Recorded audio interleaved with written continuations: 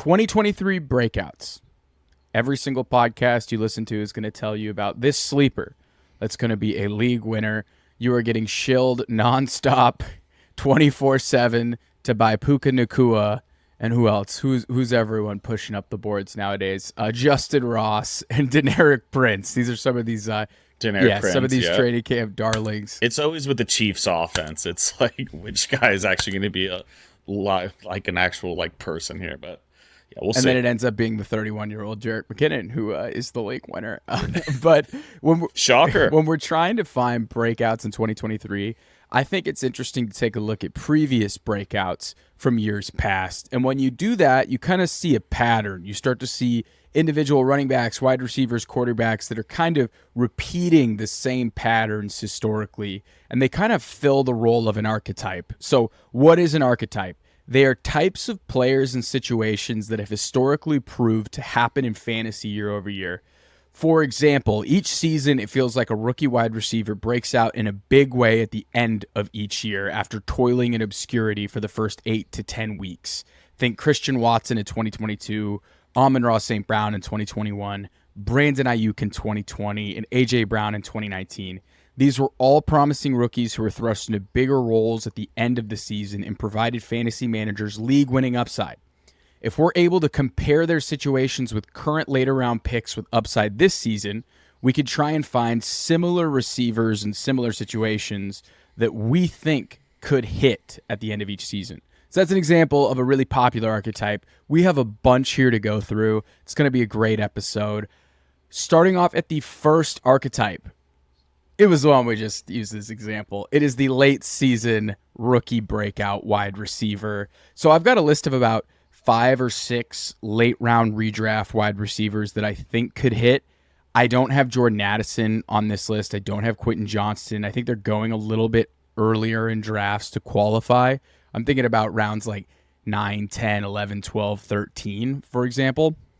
And I have 6 guys here that stand out. I have Josh Downs. I have Marvin Mims. I have Zay Flowers. I have Jaylin Hyatt, Jaden Reed. And you know what? We can throw QJ in there if you want. Like, maybe he's not on the field to start the season, but I think he may break out earlier in the year.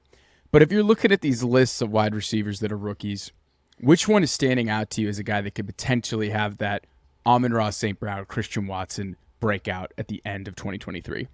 Yeah, this is a tough one. I think we're always looking at those rookie wide receivers, given that we've been spoiled over the last couple of years with the Jamar Chases, the Jamar Jeffersons really popping early. I think it's really common these days that we're all looking for that immediate impact wide receiver, but sometimes it does take a little bit, whether it's half a year, a full season, or more. You got to be patient with rookies. The one that I really like that I've been high on pretty early in the draft process is Zay Flowers. To me, I think it's for a couple of reasons. One, we're all assuming that the Ravens are going to pass more, but I don't think he's going to command a massive share early. But in my opinion, he is the best wide receiver in that room, I think, for a handful of different reasons. One, he's much younger, got a ton of juice, less tread on the tires. His 2 biggest competitions at the wide receiver position for touches are both pretty injury-plagued at this point and have some massive red flags. We all know that Mark Andrews is obviously going to be the alpha there. He's going to lead that offense in targets. But I think potentially by the end of the year, Zay Flowers could absolutely be their wide receiver 1 in terms of weekly targets. So Zay Flowers is definitely someone that I'm keeping my eyes on, as I think he could have a massive impact once the kind of dust starts to settle and that offense realize kind of who's got the most juice in that wide receiver room. If they're going to be running more 4 wide receiver sets, three wide receiver sets, if they're going to be passing the ball more, if they're going to be playing with more pace, I think eventually as the season wears on, Zay Flowers will establish himself as Lamar's go-to deep threat, and I think will be pretty dominant. I definitely can see it. It's like Scott Hansen. She's like, you guys, what until you see what Zay Flowers just did, the rookie in Baltimore, and he's just torching corners and winning people playoff matchups. I totally could see that. I can't believe he goes as late as he does. I think he's going to catch a ton of short stuff, too, okay. Just given he's so twitchy and good with the ball in his hands. You watch his college tape, and it's dude is just a freak at breaking tackles. So, even just quick hitters, jet sweeps, I think they're going to use him in a ton of different ways. His skill set is just so much more complete in terms of, OBJ or Rashad Bateman, to where, they should be trying to get the ball in his hands at least, 10 times a game just to see what he does, break some tackles. So, yeah, we'll see what happens, but I'm going with Zay here. How about you, Sean? Who's kind of out of the remaining four guys? I think I know who it is. I think you might be wrong. I think you think I'm going to go with Jaylin Hyatt here. I was going to guess Jaylin Hyatt. So if we're looking at like 2022 Christian Watson, I think Jaylin Hyatt could absolutely have that type of season where he scores 8 touchdowns in the last 9 games of the year on like a pretty low target share, even though Watson had a high target share. But I don't think Hyatt's going to have that number one wide receiver role that Christian Watson had. But I think like big play, touchdown upside, unlocking the offense, Jaylin Hyatt for the Giants is definitely someone to take a look at. My heart is telling me Marvin Mims has an opportunity to do what 2020 Brandon Ayuk did, where like receivers go down and all of a sudden Mims is just in the number one receiver role and he's really good. He's getting peppered with targets. He fits Russell Wilson's profile too of a deep ball quarterback. I mean, taking deep shots, Mims is going to win on vertical routes down the field. It's like, I wouldn't say he's Tyler Lockett, but there's similarities to their profile in terms of speed and route running. He's a baller, but I got to go with Jayden Reed here. I think Jayden Reed is someone that really intrigues me. Christian Watson, injury issues in year 1. Romeo Doubs, injury issues in year 1. Luke Musgrave, the other tight end who's going to be on the field a ton, tons of injury issues in college. I think this is a type of offense where Jordan Love is going to need gimme routes and easy stuff over the middle of the field for them to move the ball. And Jayden Reed is very similar to Amon-Ra St. Brown in terms of a prospect profile, in terms of where he's going to play. He's going to be a power slot. I love slot receivers. Could just be a situation where all of a sudden Jayden Reed is getting a ton of targets in games because of just the fact that he's on the field with limited competition and other guys might be out. So I think I'm going to go with Jayden Reed as just a random guy starting in week 8 or week 10. You pick him up off the waiver wire and he's your flex each week. And you're just winning because of it. No, I like that one. I think one of the biggest things you said is just like the lack of competition. Like that offense in general is kind of a huge question mark. And I think it might take them a bit just like in general, both to kind of just like figure out their identity and kind of get into an offensive groove. But outside of Christian Watson, who's to say he's not the second best pass catcher on that field? I know they have Romeo Doubs. They've got the 2 rookie tight ends.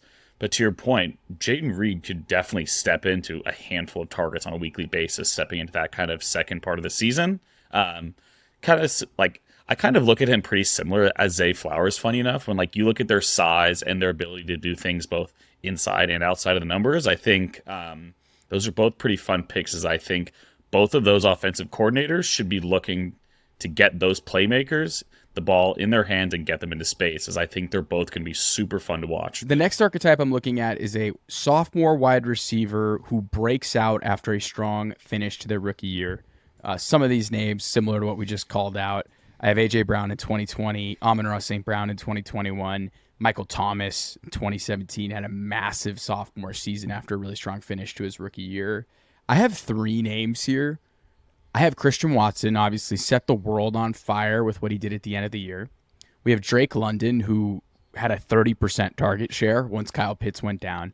And then we have Jahan Dotson, who by all accounts is just a really good football player for the Commanders. If you're taking a look at this list of 3 guys who you think could have a really strong season as a sophomore and breaking out, and again, this isn't the Olaves and the Garrett Wilsons. Like, I think that's a little more obvious here. I think we're kind of go for something a little bit deeper cut because they're just those guys have already arrived. Yeah, those guys they've have already, arrived. like, those guys are getting drafted, top 20 in drafts right now. Like, second round picks. They're the real deal. So yeah, Olave exactly. and Garrett Wilson have already broke out, in my opinion. So if you're looking at this list of Drake London, Christian Watson, and Jahan Dotson, could we put George Pickens? I think I probably could put George Pickens. I don't want to. You could put him in the list. Pickens Hive. I don't know how strong his season was, or I kind of faded that hype. But if you're looking at those 4 wide receivers, who do you think really stands out as someone who could break out in year 2?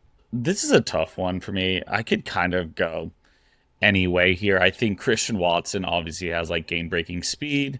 Jahan Dotson probably caught more touchdowns than he should have for like how much volume he had. And then it takes you to Drake London, who I think is actually my pick. And the biggest reason is kind of like opportunity and volume. And I think out of the three of these guys, I think this guy is going to see far more opportunities to make plays. And for me, I think that's really what you want on your fantasy rosters is, again, you want upside, you want home run potential. And I think between Drake London and Kyle Pitts, there's not many other viable targets on that offense. Granted, it is going to be Desmond Ridder throwing him the ball. Everyone has their opinion on him. Is he going to be good enough to produce, fancy viable targets? And I think so. And even if it's not fantastic quarterback play, with the volume that I think we're all projecting he's going to get and how he finished the year, he was really strong down the stretch with Ridder. It seemed like the two of them were really starting to develop some chemistry at the end of their rookie seasons. And that's something that you definitely want to look at building into 2023. So I'm going to go Drake London. I think his volume gives him just far more potential. He's also just a freak of an athlete, but I think he stands in 6'4" off the top of my head. He's a mismatch problem. He's going to get a ton of red zone targets, and that's something you want in fantasy. You want touchdowns. You want those, important touches. So Drake London for me. If you look at Drake London weeks 13 through 18, 15.5 fantasy points, 12, 14.6, 9.7, and 18. Majority of that he's coming with Desmond Ridder at quarterback. I think there are questions about overall passing volume in this offense. I think there are questions about, Kyle Pitts and his market share he's going to command, and what does Bijan look in the pass game. However, if you look at Drake London's prospect profile, his target share, his ability to just win in so many different ways at such a huge size of a receiver is kind of, yeah, you said it. He's a freak. He's just insane to watch somebody be that agile. It's like Michael Pittman on steroids, which is a phenomenal football player, right? Because I think Michael Pittman gets a little slept on for his size and his route running ability. I completely agree. You're taking Drake London, in the 4th or 5th round. Christian Watson's going in the 5th or 6th. Jahan Dotson is kind of in the 7th or 8th. If I had to pick out of those three, I think London is probably the safest. I think in terms of upsides wins championship, Christian Watson is one of the biggest boomer bust players on the board. You could be drafting this guy as your wide receiver 3, and he could be a top 10 weekly play. Yep, top 12. And you could draft him as wide receiver 3, and, again, this guy is injury prone. He missed a ton of games. He's a huge freak, like how fast and how big he is. And then also, he's not the most nuanced route runner. He's still a developmental project. His quarterback is Jordan Love, who we have no idea about. Like, we literally have no idea what Jordan Love is going to be. And that offense may not pass a ton. So it's interesting. All three of these guys, and Jahan Dotson too, really low volume passing offenses. And it's almost like, can we replicate what happened at the end of last season? I don't know if Watson can, because a lot of that is on deep shots with an incredible deep shot quarterback in Aaron Rodgers. So if I had to pick one and put a flag in it, I'd say Drake London. However, Watson in the middle, you get Watson cheaper, so the upside is hard to deny. But I think London is such a great pick, considering that if it carries over and Ritter's just better than we expect, I mean, we're talking Drake London is a top 12 weekly. That's a potential league winner. Yeah, that's a potential league winner there in the 5th or 6th round. None of these guys is a bad pick, by the way. If you're taking Watson, London, and Dotson, I think they're all great picks. The third archetype here, and the last wide receiver we'll touch on for a minute, is a young wide receiver that's a second option in their offense that all of a sudden just explodes on the scene because the offense gets better with play calling. Maybe the quarterback gets better. A lot of different question marks push these guys down. So if we're looking at young wide receivers that are the second options in their offense, historically, like look at Jaylin Waddle, look at Devonta Smith, look at Brandon Ayuk. All these guys have been able to cash at really like cheap ADPs because of the fact that they had questions about their role or questions about the offense in general. I have 5 guys here in this group of players. I have Sky Moore, I have Jahan Dotson, I have George Pickens, Treylon Burks, and Alec Pierce.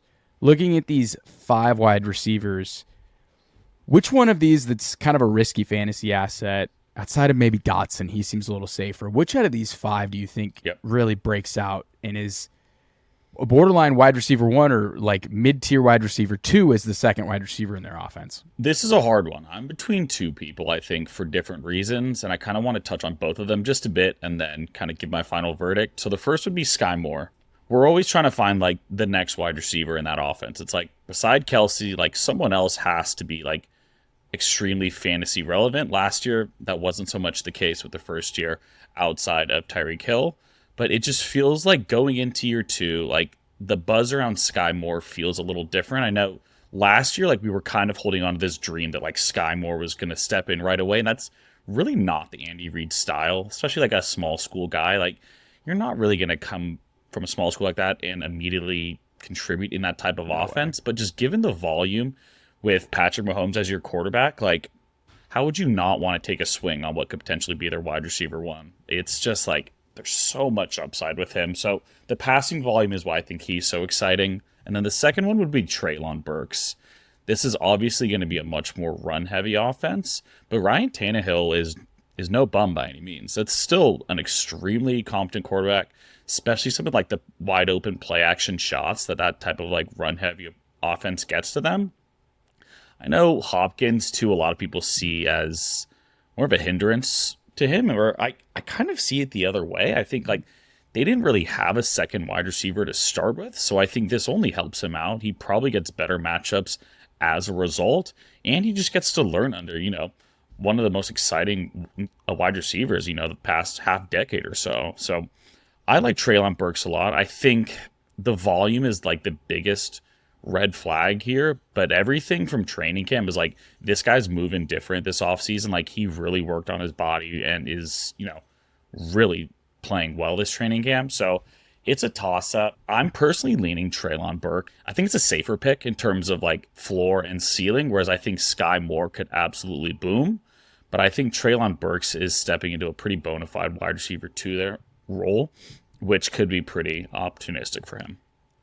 I like Treylon Burks. I don't think that was the one I was going to go with because the Titans just scare me in terms of their offensive line, in terms of if Ryan Tannehill gets hurt, Malik Willis and Will Levis, I think are going to really struggle, and I think they will be run first. However, Treylon Burks does look great. I know the training camp videos don't mean much, but he looks great. Like truly, he's mossing people, running great routes. He looks fast. He looks huge. Good for Treylon. I guess he had a rough camp last year, so it's nice to see him rebound and have a strong camp. If I were going to take somebody from this tier, I think normally I would want to take Sky Moore, but when we've been looking at these other archetypes that have broken out, Ayuk, Devonta Smith, Jaylin, Waddle, a lot of them have been first-round picks, but they've been in really good offenses, tied to really good quarterbacks. And are you going to do it? Jahan Dotson is really interesting because Matt Harmon of Reception Perception loves him. He's a great route runner. He's excellent from what he can tell in terms of people that grind the tape. He had a strong rookie season. He didn't have a great target per route run rate, didn't have a great yard per route run rate, but that was just a weird offense. Maybe with Eric Bieniemy patrolling the offense as offensive coordinator, maybe we get a balanced approach. Maybe they are more pass heavy. I don't know, right? We don't really know what's going to happen here. We don't know what this offense will look like. So because of that, I don't know if I can get there on Dotson, but I think I'm going to take George Pickens here because of the hype. I think he would have been a first-round pick because of the knee injury. I think knee injury in college. We have kind of had a hard fade this offseason on Pickens, and it's slowly become like a neutral fade to where like, I'm listening a little bit. I think really smart people, like football people, love him, and he's got that. They love George. They got Pickens. that dog in him energy. A lot of people around the team think he's incredibly special, and we've been saying on this podcast, it's always the year after the year they have the knee injury. This will be 2 years removed from his knee injury at Georgia. I think there are systemic questions about Kenny Pickett. There were systemic questions about Jalen Hurts, right? Before Devonta Smith blew up. There were questions about the offense. Matt Canada, I just don't want to draft any Steelers if Matt Canada is the OC. But if I had to take anyone that, goes in the 7th or 8th round and totally smashes at ADP as the wide receiver 2 in their offense, I think I'm going to go with George Pickens. I think he has a great ceiling, and I can't believe I just recommended George Pickens to our listeners. This is, if you've watched Seinfeld, this is the George Costanza. I'm going against what my brain is telling me because maybe that'll just be right. Maybe just draft George Pickens. Maybe I'm just overthinking it. He's the most fun pick out of this group in terms of like, just like the special, just like pure ability on the football field. It's George Pickens. The catches he's making and just like the things he does on the football field is really exciting. It's just like, can you look past what could potentially be a bad Steelers offense? But these guys all have red flags. These guys all come with risk. It's just a matter of kind of sifting through that and seeing which one of the risks you're most comfortable with. So I like George Pickens too. I think he could be the wide receiver one there potentially. Like I don't think Deontay Johnson is that much more talented than he is. Obviously, like he's shown more in his career thus far, but who's to say he doesn't outscore him this year? Like that's not insane. One of my favorite George Pickens stats was that like the majority of what he ran was just a 9 route. It was just only running go balls, and he still had a 62% success rate on go balls. That's pretty good. That's pretty good. And he makes those circus catches. So I mean, I can't believe I just made that pick. But. I know the circus catches. I don't know if I'm more concerned that like he just doesn't really get separation, and I'm just okay with the circus catch, or like am I looking at like this guy is just always smothered and then just makes a 180 and catches it with one hand over his head? It's like I don't know what to think when I watch George Pickens, but it makes me feel something. I know I feel something. You got half of Twitter saying I don't want guys who only make contested catches, right? You're like, why can't he get more open? And then you got the other half of Twitter that's like, hey, he can make incredible catches. So I don't know, man. I think at the end of the day, just get some separation. I don't know. I don't know. And they have Deontay Johnson, who's the separation merchant, who just might not be that good at anything else besides route running. Right. If they combined Deontay Johnson and George Pickens, it would be like Antonio Brown. It would be Antonio Brown would be. It'd be pretty unstoppable. The next archetype that we have is the dead zone running back with major question marks, but with strong previous performance. Think Josh Jacobs. We're just going to call this year's Josh Jacobs. Think of his role could be in question. There could be a new coaching staff. There might be a newly drafted rookie with competition for touches. This one's a little tough. Josh Jacobs is somebody that had like 2 or 3 RB1 seasons under his resume that was going in the 6th round last year. So it's hard to find something super comparable. But a lot of guys on this list are definitely people have really strong opinions about. So it's probably similar to what Josh Jacobs was last offseason. I have Najee Harris, DeAndre Swift, Miles Sanders, Travis Etienne, and Kenneth Walker. I get it. Walker and Etienne are younger, but they do fit the bill in terms of dead zone, rookie competition, potentially role change, etc. So if you're looking at this list of 5 people, who's jumping off the page to you right now? So there's 2 in particular for me, but the one I have to go with is Travis Etienne. I think there is like way too many green flags next to kind of his player profile for this year to like not just be absolutely amazed. Like his first full year coming back from the Liz Frank injury, uber productive year last year. He's going to catch a ton of balls. And the Jacksonville Jaguars are probably going to be a top 5, but probably top 10 at worst offense. I just think he's going to get so many touches, and it's going to equate to a ton of fantasy points. Him and Tank Bigsby can kind of coexist together. Like, Najee Harris is a harder sell for me. Like, him and Jaylen Warren, if that's a bad offense, it's a lot harder to split that pie, just given the pie's a lot smaller. Like, even if ETN's getting 60, maybe percent of the touches, maybe a little less, even if it's closer to 50, that pie is so much bigger in terms of that offense and the amount of points that I expect them to score. So I think Travis Etienne is an absolute home run pick this year. I know he's in the dead zone, but like I don't really draft him with any fear this year. I think he's going to be even better than he was last year and probably outperform his ADP. So I'm beyond high on Travis Etienne this year. So the profile, we have an elite athlete coming out of college. This was essentially his rookie season last year. Usually you're going to see a big jump from year 1 to year 2. He hasn't been rehabbing from his Lisfranc. By the way, he looked so explosive off a Lisfranc injury, and like foot injuries are something you and I are very cognizant of. We do not want to deal with speed guys with foot injuries, and he was able to take a huge workload. I think the thing about Travis Etienne that was so much common sense about drafting Tank Bigsby is like, I don't think they should be giving Travis Etienne 28 carries in a game. I don't think that's what his profile is. I like that Tank Bigsby's there. However, people are just people are just assuming that backfields are just going to be Tank Bigsby's going to be goal line and pass catcher, and Travis Etienne's going to be through the 20s. No. What if they have the same role and Etienne just plays every 2 series, and it's like Etienne plays 2 series and Bigsby just plays 1, and it's like a 60-30 split? Like that kind of just feels like what it would be. I think that's more realistic. Yeah, I think that ETN is such an explosive player, and when you look at Najee Harris, who is the exact opposite in the sense of like volume, volume, volume, he's a volume merchant, and that's how he's going to get home. I want to take the player that is more explosive, even though a lot of smart fantasy people will tell you running back is all about opportunity, it's all about volume.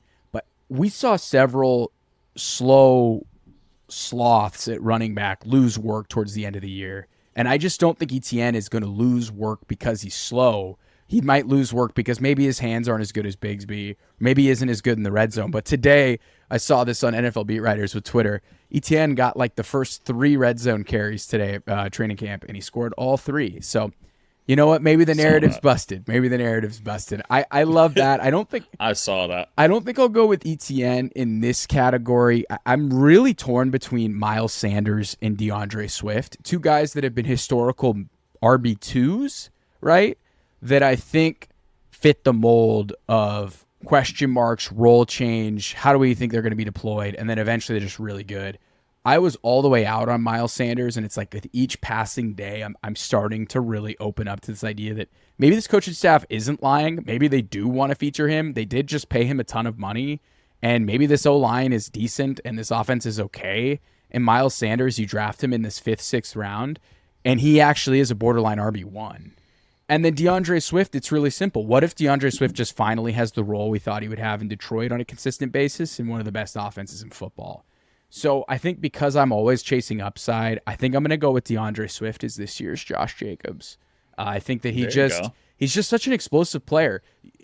Okay, last season, right? He was ultra disappointing, right? Anyone that had DeAndre Swift last season knew what it was like just to turn on a Lions game. They hated just it. Be like, dude, can he get in a game? Like, please. Where do you think he was so efficient in his touches, which was the most frustrating part? It was like, just give him another 10 touches a game, and that's like an RB2. It's like, where do you think he finished last season in PPR? With again, he missed like 3 weeks. He was an absolute train wreck. He barely broke 50% snaps in only 5 games last season. Where do you think he finished as in PPR? He's probably right around 30. It would be my guess. RB21 in PPR.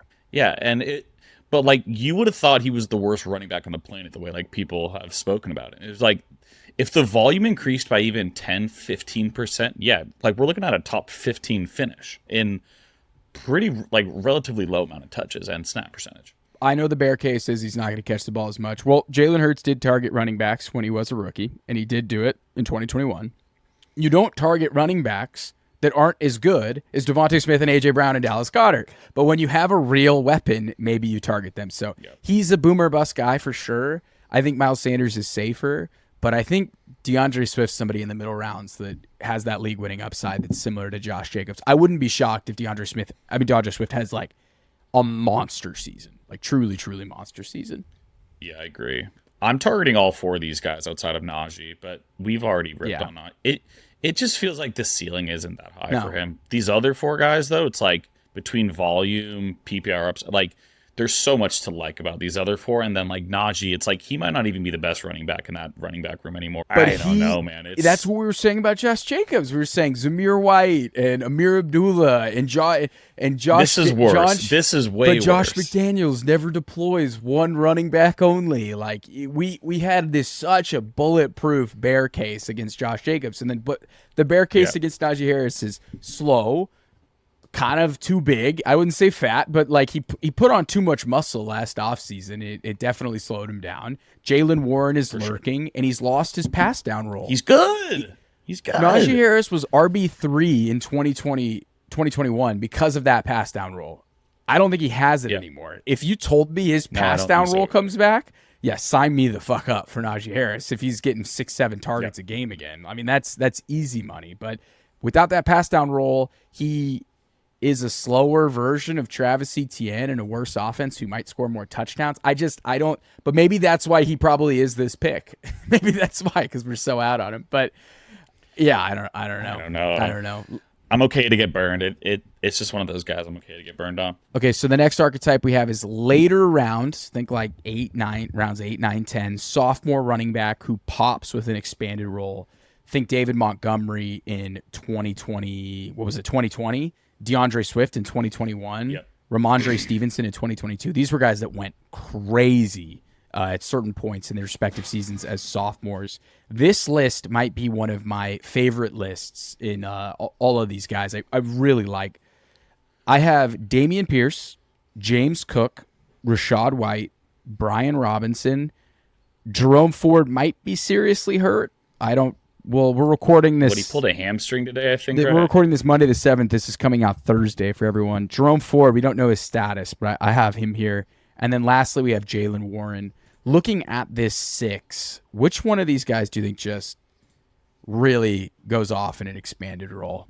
So I don't think this is the most popular pick, but I think if you're playing in a PPR league, I love this guy. I owned him last year, and it was the most frustrating thing with his timeshare, and that's Rachaad White. I think this guy is so talented. Whoa, I love it. Okay, Rachaad White. It was so fucking frustrating watching the timeshare with him and Leonard Fournette, because like every time he touched the ball, he was so much more efficient. Dude, the dude had 60 targets as a rookie. Like, he's going to be involved in the passing game, especially if they stink. Like, this could be a team that throws the ball a ton. Like, the road to Rachaad White having over 200 touches is staring us right in the face.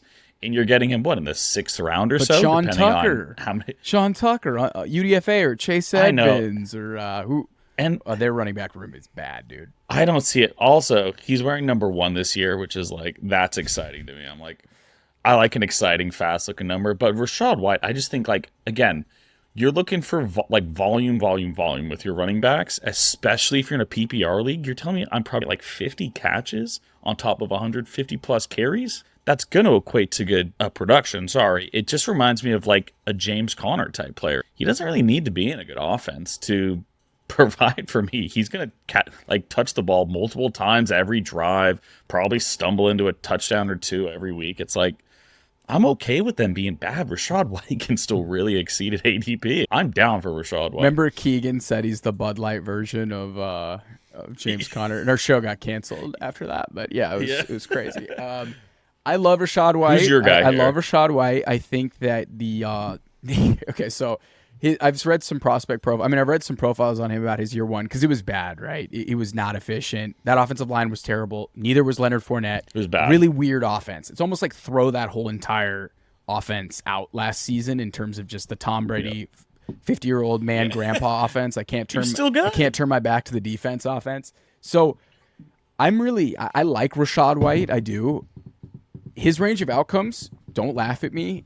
His profile stacks up pretty well to like Le'Veon Bell, but it also like stacks up to some major busts who did nothing in year 2. For sure. So again, I did not just try and make a Rachaad White will be Le'Veon Bell comp. I'm just saying in terms of like his his athletic profile, what he did in year 1, his year 2, his receiving role, because this guy is a hell of a receiver out of the backfield, which we love in PPR formats. However, if we're talking Rhamondre Stevenson, David Montgomery types, I want somebody who's established the fact that they can really handle a lion's share of a workload, who's somebody who's super good when they get the ball.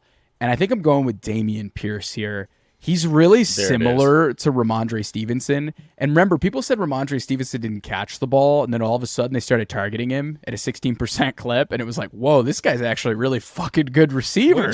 Wait, where did this come from?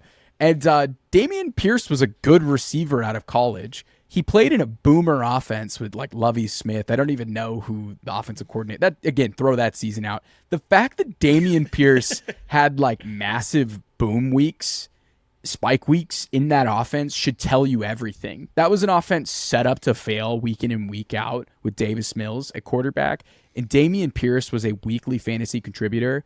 Their offensive line has gotten so much better. They brought in Shaq Mason. They've drafted a bunch of guys on the offensive line. They've upped their spending. They have Laramie Tunsil.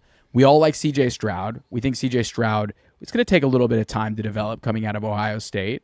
We like the fact that they have a Shanahan offensive coordinator and Bobby Slowick, and I think they're going to run the damn ball. And I think what's awesome is Dameon Pierce is actually going to be unlocked as a wide receiver.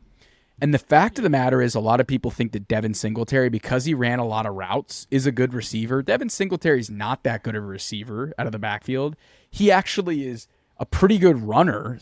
So I think Singletary, in a weird way, just mixes in. Like, he just is going to play some games. Like, he might play some drives. Like, I think it's That's what he did in Buffalo, I man. It's just kind of hanging around, just just getting enough like a touches. 60-30 split, and Dameon Pierce is just going to be the bell cow, so to speak. Maybe like new bell cow, right? Like it's the new age bell cow. You only get 60-70% of the looks, right, as snaps. Yeah, right. But I think Dameon Pierce is going to up his usage as a wide receiver. I think CJ Stroud's going to be able to get him the rock. I think Dameon Pierce is going to be an excellent pick in fantasy football. I love him this season. The only other guy I consider is James Cook. I've been in on James Cook early to the point where I was taking him in the like 10th, 11th round in best ball drafts. I'm not going to brag about my exposure here, but I'm over 20%. I'm over 20% James Cook. You're exposed. Yeah, you're exposed. Because again, I think he was good in limited snaps last year. I think the Bills, like how I've said, Miles Sanders is going to get featured because that's everything the coaching staff is telling us.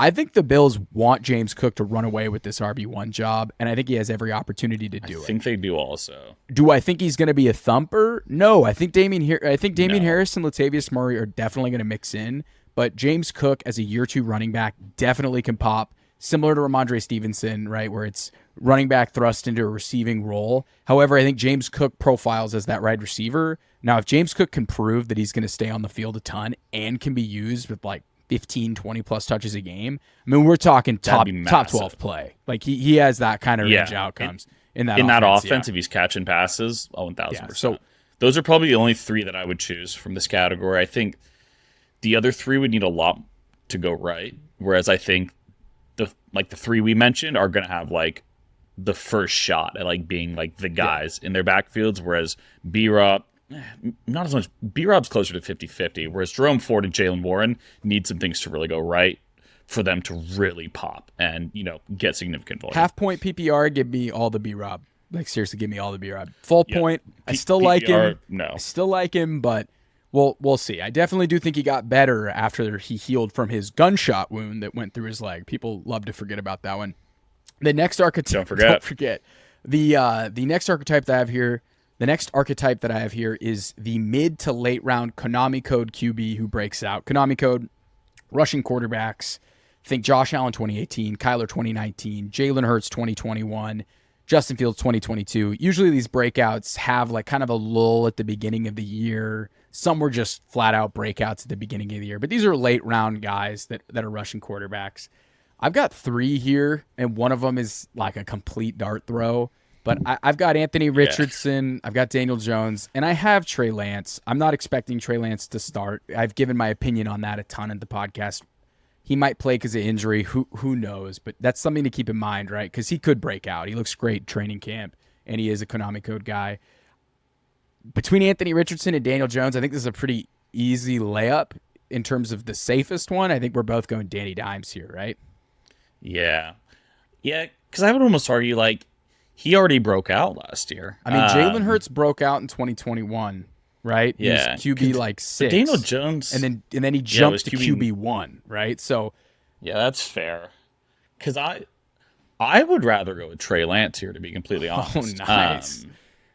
So Daniel Jones, yeah, like what? I think I just looked. I think he was QB8 or yeah. So he was QB9 last year. So I'm like, that's too easy. I kind of want to go a bit of a harder route here. In my opinion, like Trey Lance is by far the most talented QB in that QB room. If he ends up playing or not is yet to be seen. But I don't know. It just feels like we need to see Trey Lance at the NFL level in like more than just a couple games to see what we've got with him.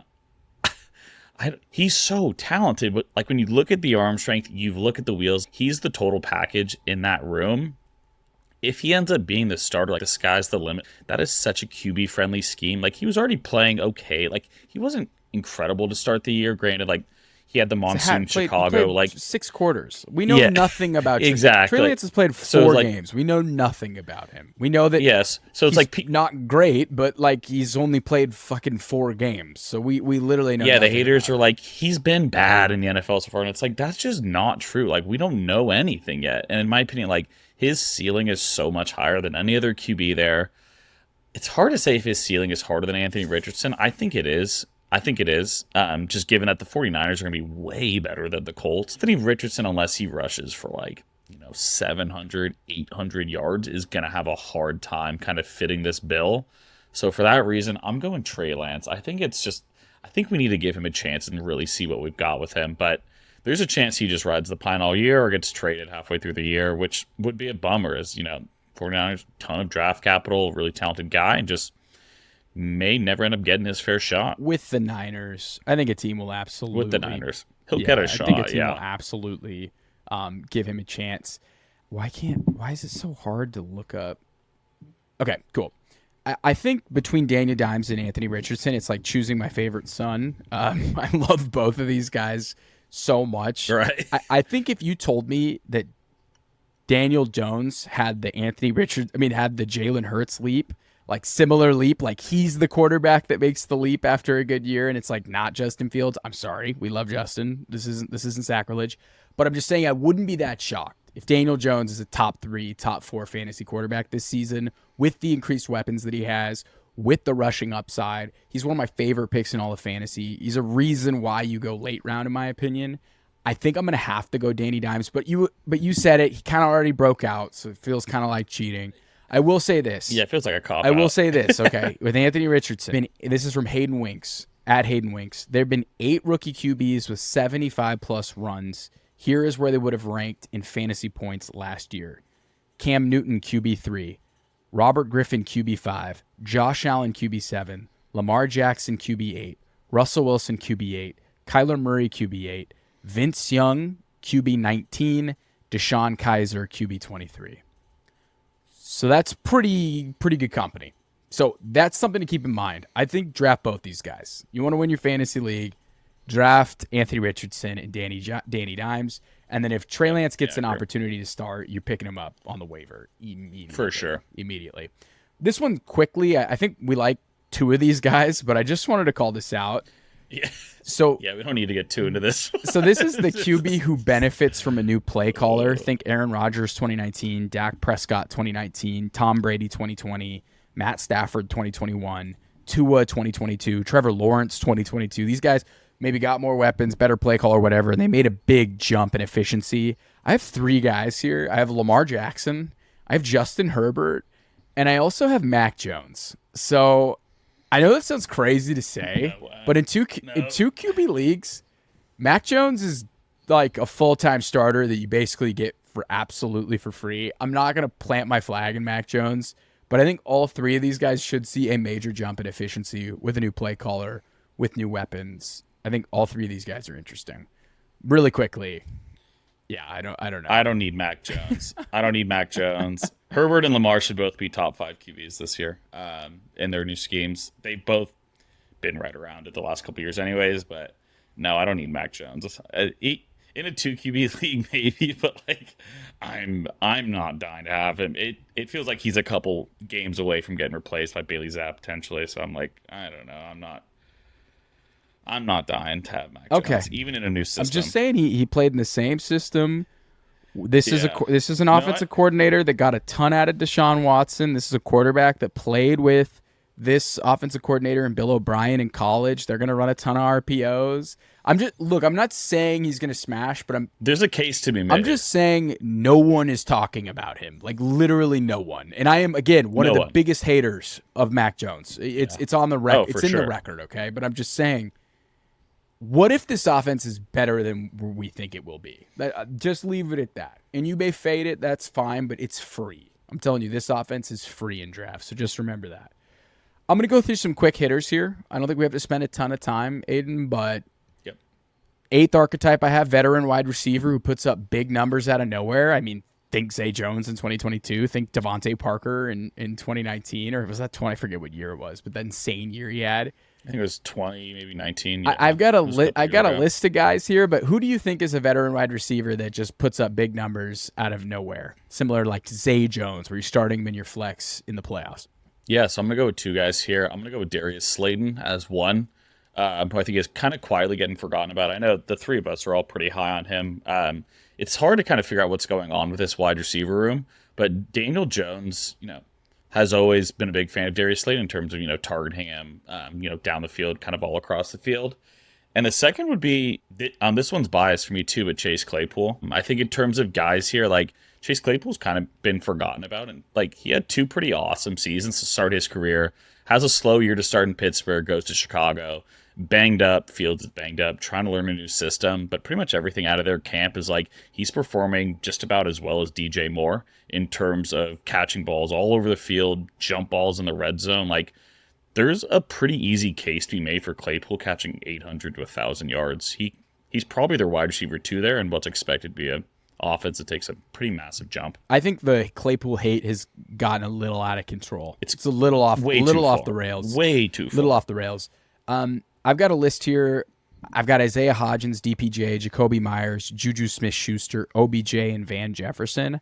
I'm going to go with Jacoby Myers and Juju Smith-Schuster. I think both will have pretty big roles in subpar offenses, but because we're going to play in a PPR format, you could play them at your flex. They're good bye-week fillers. They're guys you're going to want to fill out your roster with. No one's going to get super excited when they click the Jacoby Myers or Juju Smith-Schuster button. I think OBJ and Isaiah Hodgins probably have more upside, but I think Jacoby Myers and Juju Smith-Schuster are fine. They're totally fine to pick up.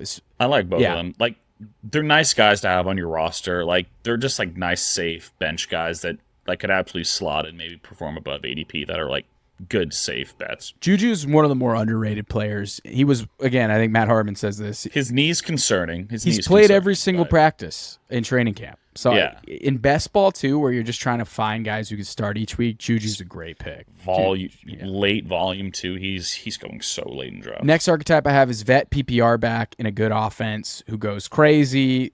Think Jet McKinnon in 2022. I'm trying to think. Remember Darren Sproles and Danny Woodhead and just these guys that are going to catch the ball in the backfield.